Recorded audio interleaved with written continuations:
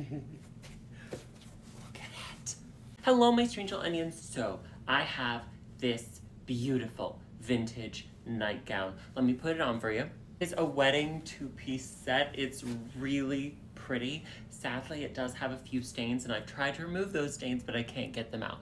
So I've decided to dye it. And one of the reasons I've decided to dye it is I honestly think I will wear it more often in looks if it doesn't look so bridal. It's tropical teal. It's part of Rit Dye More's synthetic line, which is what I'm supposed to use.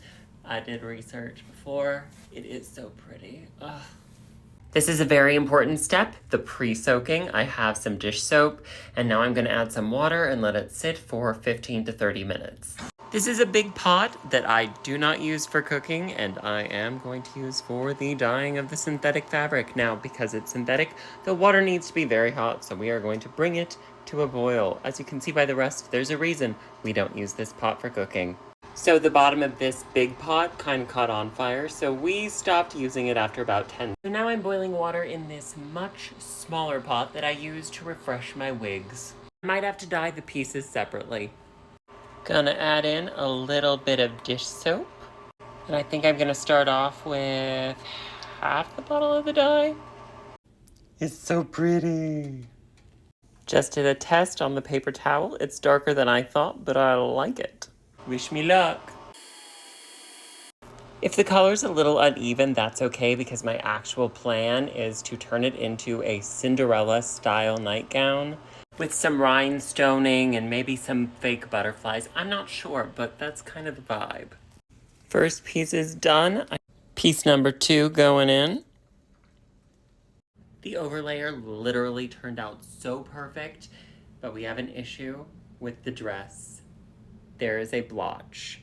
So I'm gonna try and tie-dye it to add more blotches because the blotch is honestly kind of pretty and 60s floral. So I put the dress back in the pot for a third boil because yes, I've already tried to boil it once before to even out the stain. That did not work.